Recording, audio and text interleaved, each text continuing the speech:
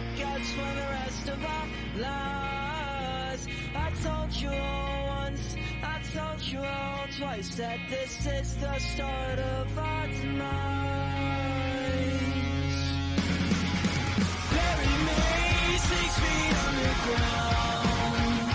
Take my hand and send those demons back where they were found, and save us the body to the ground. Take my hand and lead me far away, away, away.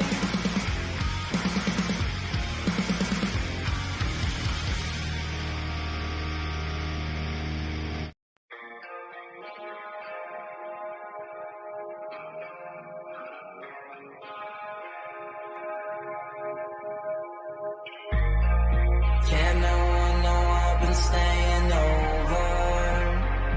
Fuck this so long, I'm finally sober. To the edge, I've been drawing closer. Lately I'm a loner, a stoner, a loser. You're a fucking poser, a low life for no one. Love to act so talented, reality you've got none. I don't like it so much, I'm honest. You just crave attention, that clown life is dog shit. Yeah, I really wanna fade away. Nothing really matters in the end when we fade away. Fade away, all night I will lie awake. I just wanna find a way to make you stay, to make you stay. I just wanna levitate, don't hesitate to make you wait. I just wanna fuck you till my bones and blood disintegrate. I just wanna touch you, feel your body, eat right next to me. I just wanna love you, wanna fuck you, wanna levitate. Levitate, I'll levitate. No matter what life is, I just go throw my way. I'll levitate, all damn night I'll stay awake. Spill my fucking guts and everything I've got all on the pitch. Lost my best friend, forgot it's over. So many moments never found their closure.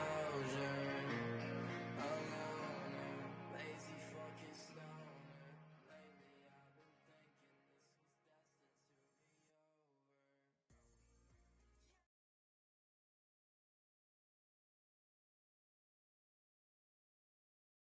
Yo, what's up, everybody? Happy Monday.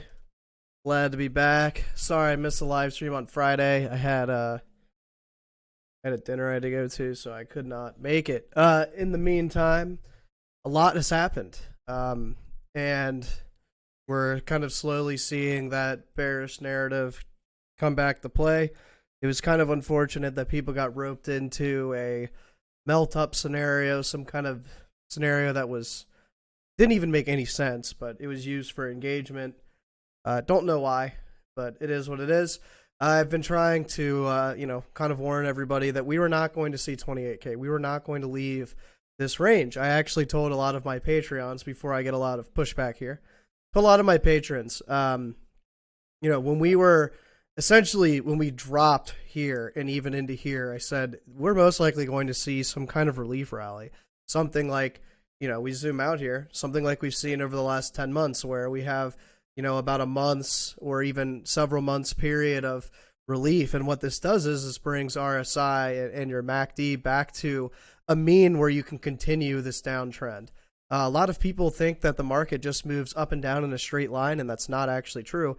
Although, essentially we have moved down in a straight line. If we use diagonals or take a mean average of what has happened over the last 10 months, yes, we have moved down in a straight line, but day to day, there are going to be relief rallies. There's going to be indicators on lower time frames that need to be reset.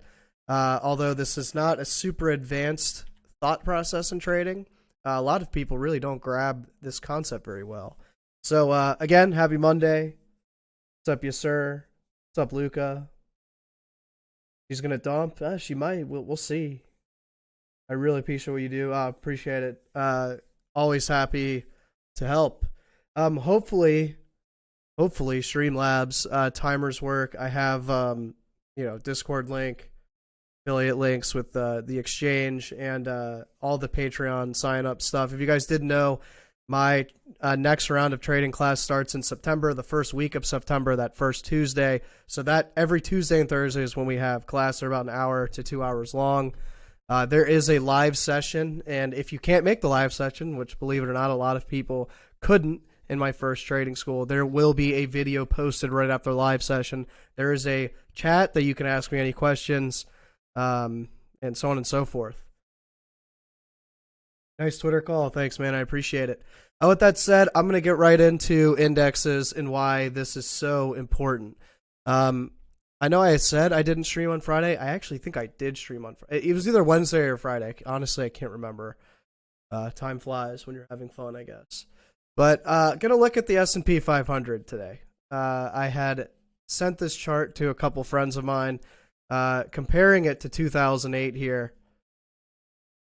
And this is where things get pretty ugly in terms of then versus now. And I'm not saying the exact scenario is going to play out to 2008. I actually think it could be possibly worse. But we're seeing that same notion, right? Like consumer credit at all-time highs, housing market all-time highs. Every asset in existence was essentially in a bubble. Obviously, your riskier assets are going to blow up first, which is why crypto is down quite significantly, but that doesn't mean it won't go down any further. Just comparing this to 2008, if we do have a 2008 scenario, we are entering kind of like that final phase before the big sell-off, before the big, crash. Essentially what this crash is the economy is now reacting to everything that's happened. So this is kind of like the slow sell-off. People will be in disbelief. People will tell you, no recession. We're getting those warning signals of recession, but no one's really believing it. There's plenty of charts and plenty of data that will say otherwise. Our yield, we have a yield inversion, yield curve inversion, and so on and so forth. So you're starting to see those signs. Maybe they play out, maybe they don't.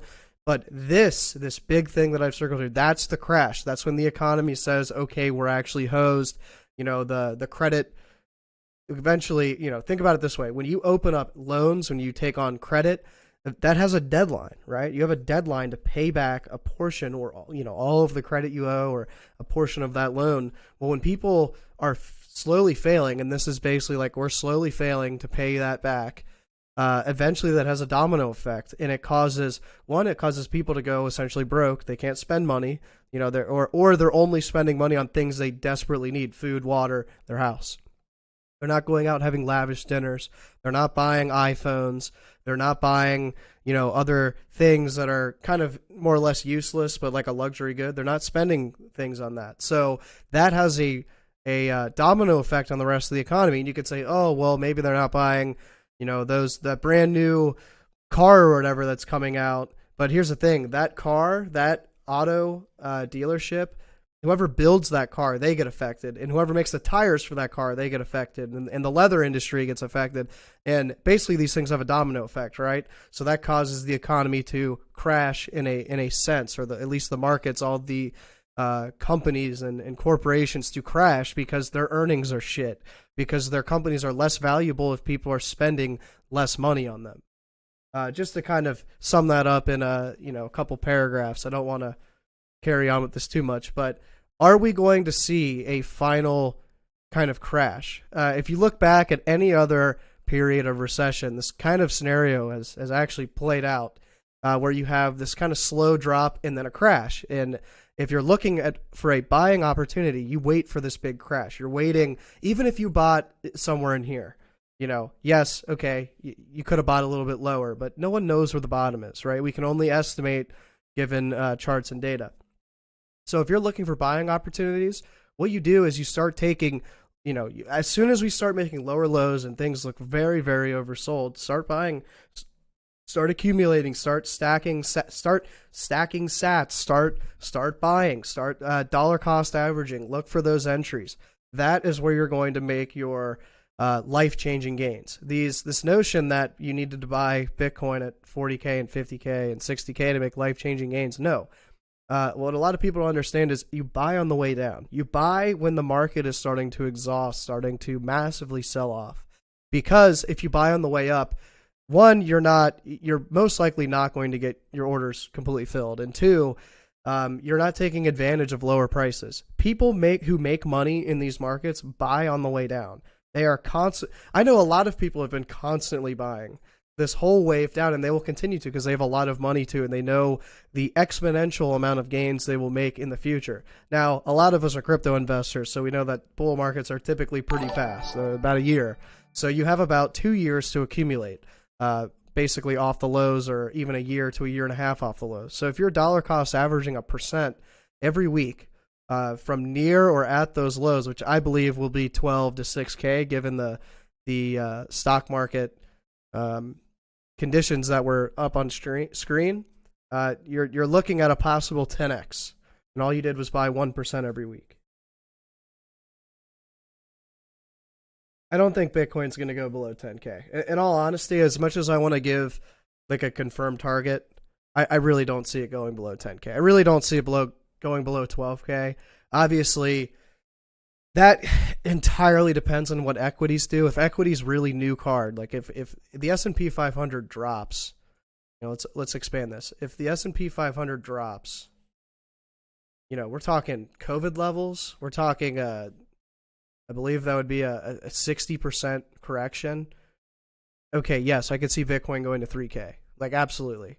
We saw with what happened with COVID, I believe equities dumped 35% in this time period, and crypto dropped about 60 to 70. Let's get an absolute number here. How much did Bitcoin drop during COVID? So it did about double what stocks did, about 60 to 65%. If I was to say if the S&P 500 drops 60%, no, Bitcoin, it's impossible for Bitcoin to drop 120%, first of all.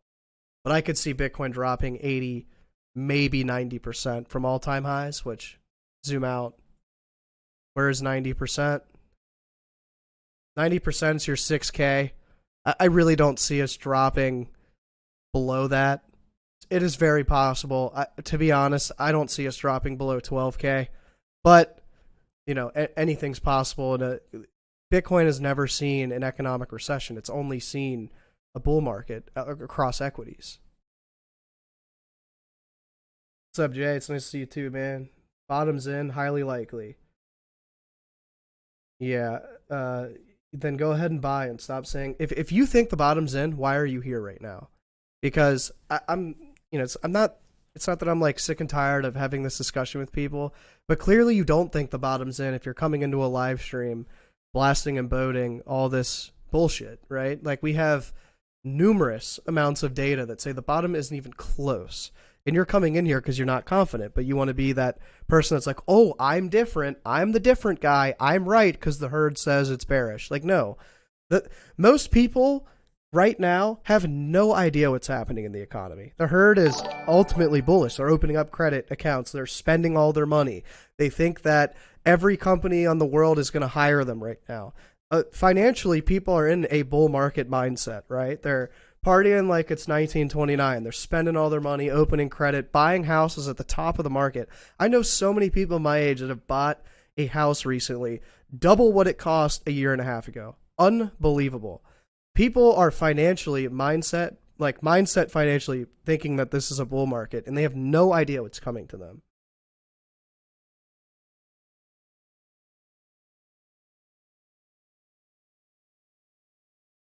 Would I invest larger amounts? That's not how a dollar cost average works. But let's zoom in here on the S&P. This is why this is starting to get really, really important. So this 4180, very, very important level. You can see that it acted as some kind of support and a mid resistance here, support here, a little bit of trouble here, resistance here. We actually broke out, and now we're most likely going to test this as resistance and continue going lower. This is not a good sign. I mean, you can clearly see every time we've lost this, other than here and maybe a little bit here, every time this level has been We've gotten above, we go up to the next level. But since we're going down and we've rejected our macro trend, ultimately the macro environment's very, very bearish. I don't see that this is going to just turn around and go back up. In all honesty, I just don't see how that's happening. When we get to the DXY and so on and so forth, it's not looking good. This was a really, really, really bad day for equities, losing this support level, which has been contingent for really the last almost 2 years.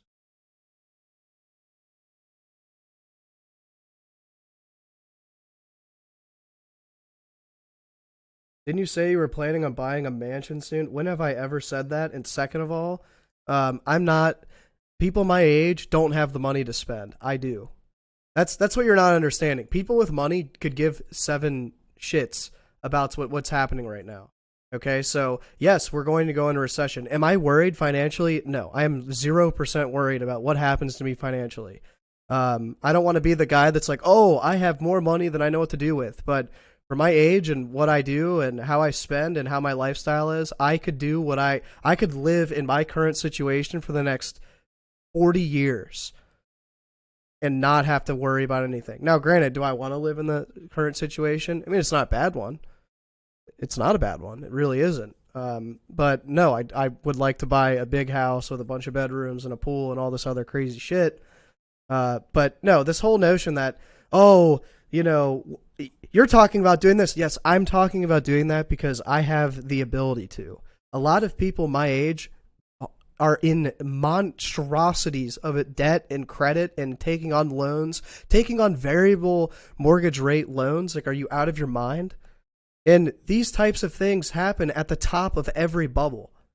So again, this notion that like, because I'm doing something means that it's okay, or I'm being what's the word? It's like not it's biased. No, not biased. Like, I'm telling people to do one thing, but I'm doing something different. Like, no. I'm saying that the majority of people are doing X, Y, Z. I'm saying that people that have wealth, it doesn't matter what they do.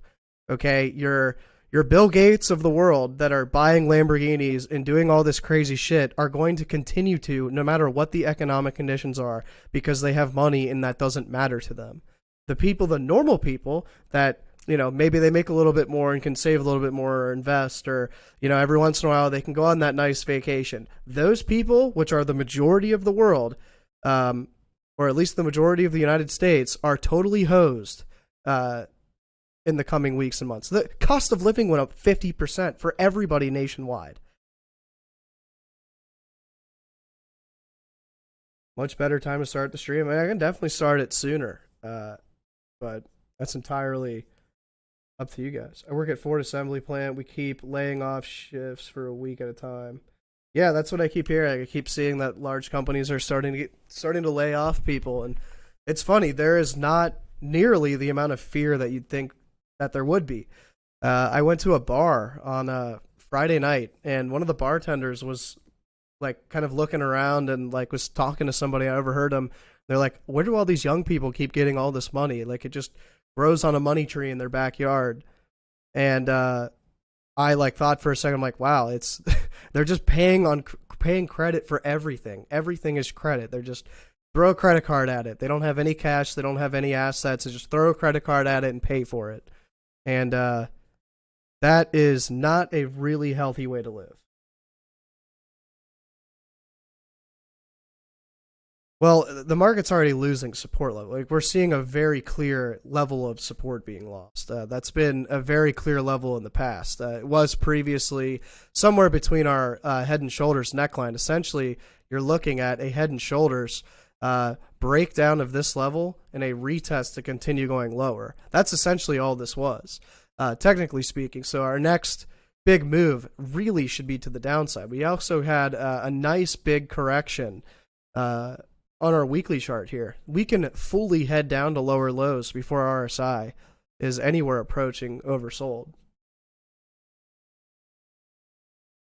But let's keep moving on. Let's talk about the DXY. So I've had a lot of people say that this is a double top. This is not a double top. Unless we wick down extremely hard, this is not a double top. There's also no confluence in a double top. And if you're calling this a double top, you're also the one saying that this was a double top. And it ended up being a very large breakout, retest, and we're continuing to go higher. Ultimately, this is very fundamentally and technically bullish. We know that the Federal Reserve is trying to do everything they can, raising rates to increase the value of the dollar to reduce inflation. We also can see that equities, crypto, whatever, everything is dumping. Everything will dump to increase the value of the dollar. As a result, in trying to increase the value of the dollar. So I had a hard time understanding how people said that this was bearish. We've been talking for weeks and weeks about how this was very, very far from bearish. We've had DXY experts come in here and, they come in and draw a parabola. Hold on, I messed it up. Draw a parabola that looks something like that, and they said that this is a breakdown. And kind of ridiculous that someone with trading experience uses a parabola. They're unrealistic. They really don't tell you anything, and it's just kind of a made-up line to help your bias. So ultimately, those people got totally hosed on the longs they had over the last couple weeks. Let's move into Tether dominance. Starting to get interesting. It looks like Tether's kind of rejecting an area of what was prior support turned into newfound resistance. Ultimately, still looking very bullish. Do we consolidate maybe and then break out? I think it's very likely. Do we maybe have a minor pullback and then continue to go up? I think that's very likely. It looks like we had a trend change here. So I'm expecting the trend to now continue its way upwards. Ultimately, all this was, these several red weeks, was just a pullback. We essentially went parabolic for several weeks on end with hardly any pullback. And we got a big one here. I believe last live stream I said we went up 300% from the bottom. A very large 50% or 40% pullback is very much in the cards. That needs to happen for continuation. A lot of people can't grasp that concept. Let's talk about Bitcoin. You guys all came here for Bitcoin. Let's talk about it. So first things first, let's pull out this moving average. This is your worst nightmare if you're bullish. The 200 weekly moving average, which has been a huge level of support for the last, I want to say, about 8 years, since 2014, 2015. If we want to continue to draw this back, it would look something like this. So this area, COVID, and now it looks like we are actually breaking down, which has never happened in the 200 moving average history. We initially broke down, got back above. People thought that was very bullish. Ultimately, guys, you can see here that we had very low volume. As we kind of deviated above this 200, it was not enough strength to put us back above. We know the macro conditions haven't changed. We know that pretty much everything everywhere looks ugly. Stocks, crypto, the XY looks very, very, very bullish. Tether dominance looks very, very bullish. So I had a hard time believing that this was just going to immediately retrace upwards. This acted as deviation. We never really got above. We never had strong volume confirming that breakout. For all of you that are saying, why are you looking with Bitstamp? Look at any chart. It's all been low volume. I mean, extremely low volume compared to all these sell-off candles and compared to the candles in the past. Here you go. Here is FTX. Here is, unfortunately, with Binance, they did have all of the, what is that called? Wash trading. So this volume's kind of invalid, more or less. Here's Coinbase. And then here is, well, again, that's Binance. So we can't really use that as a period of measurement. But all the other large exchanges, FTX, Coinbase, Bitkit now, that has about 15% of the market share. All of them had very, very low volume going into this, or going above the 200, which is not a confirmed breakout. So ultimately, this is your worst nightmare. You do not want to see this. Ultimately, breaking down, retesting as kind of resistance-ish, and breaking back down. Now, this entirely depends on if the trend can continue, but this is most likely a trend continuation factor. This is really, really ugly. And again, a big reason why I questioned a lot of people, like, why are you bullish when we just lost the biggest period or biggest indication of macro market support for Bitcoin when we were here? And yes, I know we were slightly above it here, and we really couldn't hold above it, but now we're back below. And I still strongly believe that we're going to remain below for quite a while. if we don't get back above it within the next week or two. But let's get back to the daily. Turn these moving averages off. Let's look at some indicators here. So I believe last week we covered the fact that we have broken our ascending wedge. Lots of volume came in confirming that dump. Right now we're kind of testing this area as support, an area of demand. So if you are shorting in this area, you need to stop. You need to wait for a breakdown. Shorting, you shorted way too late. You really should have shorted anything up here, anything that wicked above here. I mean, it was fairly obvious that this trend was not bullish and not holding the momentum it needed to continue upwards. My original thought was we'd double top, retest, and go down. Unfortunately, broke a little bit further above, but eventually broke down. You could have shorted this wedge breakdown here and retest. You would have made quite a bit of money.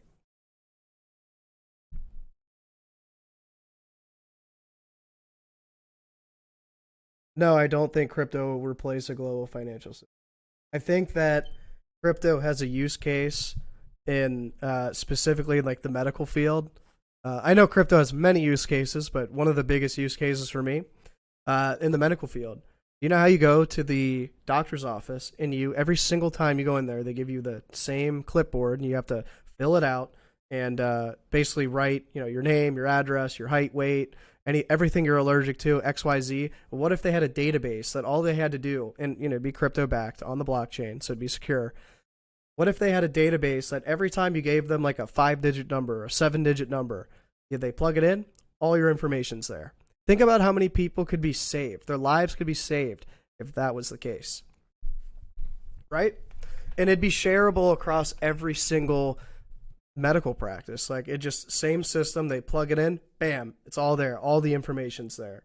It appears my stream bots are not working. Just a little announcement because they are not working and it's getting aggravating now. I need to figure out that problem. For those of you that didn't know, I have a trading school. There are Patreon testimonials in my Discord from the last one. You're more than welcome to read them.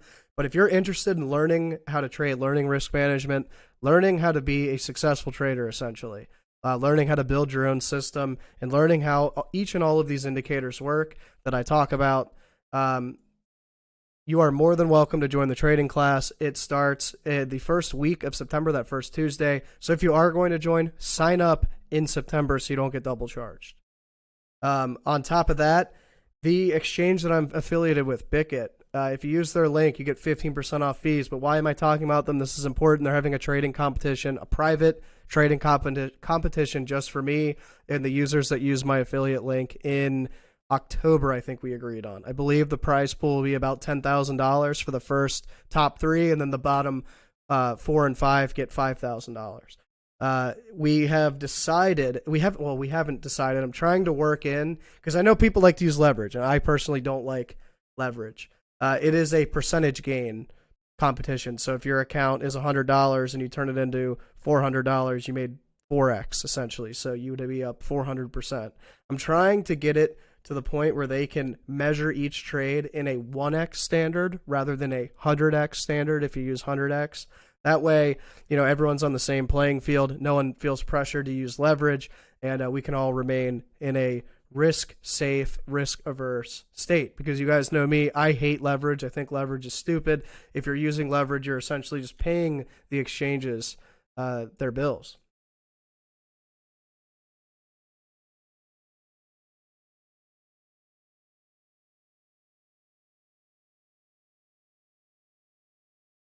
That game I was playing, dude, that was me. I play Apex competitively. You want someone to help? There's actually a Discord your son can look up. It's like an Apex Legends like ranked Discord. What you do is you can go in and like find teammates. It's pretty easy. Yes, super easy. Just Google it. Apex Legends competitive Discord, and it literally will pull. It's the biggest one. They have like 1 million members. You go in, you can find teammates instantly, and for multiple regions like North America, Latin America, Europe, whatever.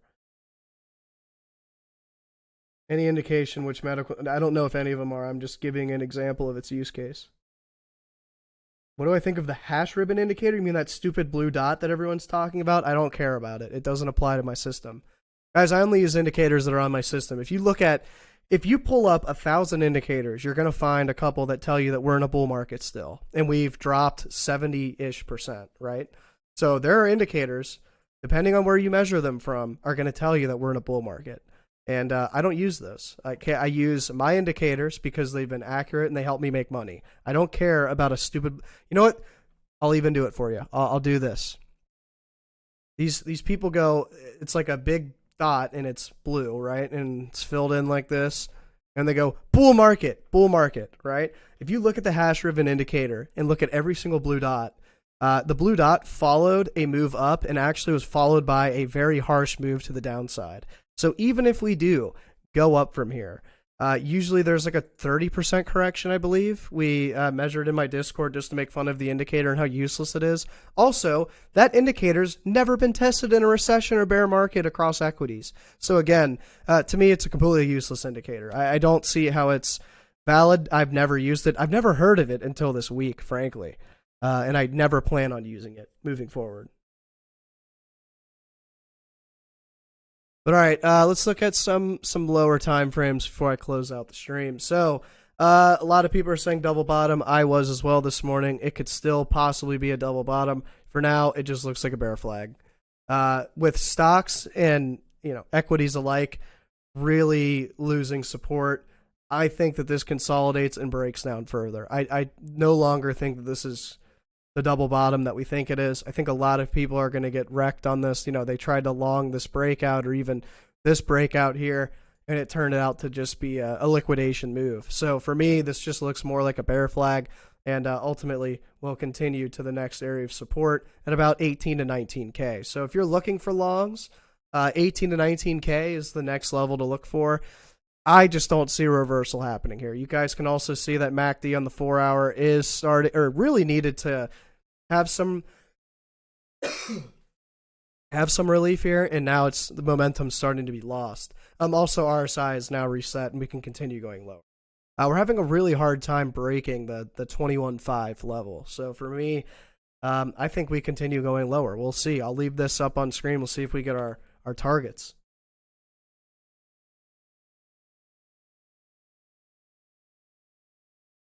Oh, are they really implementing that in South Korea? That's awesome. See, I think that would help our medical industry become more efficient, maybe push them to be more efficient, because the medical industry in the United States is the most inefficient system in the entire world. It's pretty crazy how bad it is. And ultimately, medical costs here are exponentially high because we have multiple testing. We have, there's 100 reasons why. I don't need to go into them, but at least it would push us in the right direction to become more efficient. So maybe this shit is more affordable for people.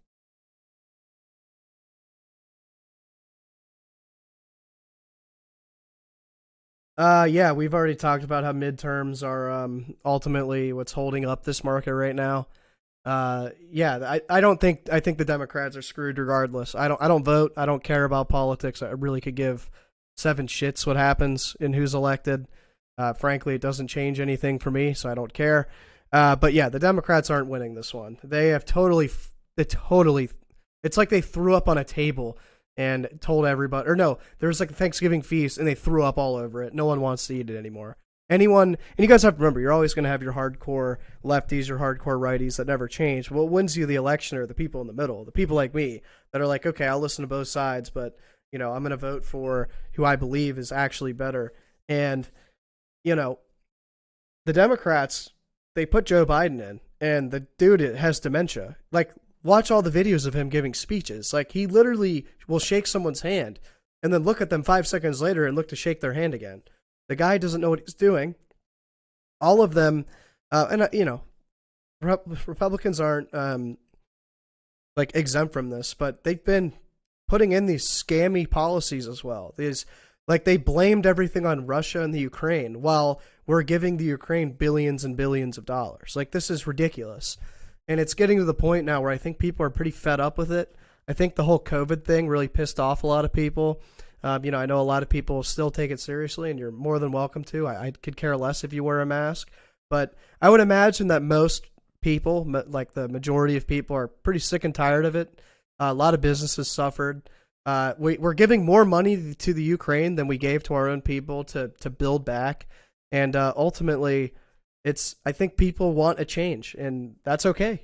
But yeah, I don't think the Democrats have a single shot at winning anything in the midterm elections. I mean, you're gonna have your states like New York and California that always go blue, but I really think that that they're hosed. I don't think there's anything they can do, and afterwards, once all the newly appointed people get into office, the entire system's going to crack and crash.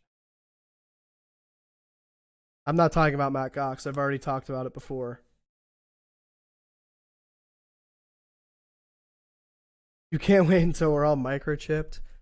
Yeah, probably already are, to be honest. But yeah, guys, that's pretty much all I had to cover today. Not a lot. Sorry for the short live stream. Not a lot's happened in the last couple of days. You guys know, and my expectations, I'm gonna wait until 19K gets tested. Again, for all of you that maybe showed up late, trading competition this October with Bickett. You need to use my affiliate links. You get 15% off your fees. Yes, I'm affiliated, but they've been the best crypto exchange I've ever used and seen. Part of the reason why I switched from Binance to Bickett is Binance completely hosed me back in October. If you guys remember the Binance scam wick from 68 to 8,000 in, what was that, 5 seconds or whatever that happened? Yeah, all my positions got stopped. I was pretty angry about that one. So since then, I've been looking for a new exchange. They've been nothing but helpful. All the people that are, or at least all my patrons, because I really talk to my patrons every day that use it, love it. I'm sure you'll love it too. With that said, guys, please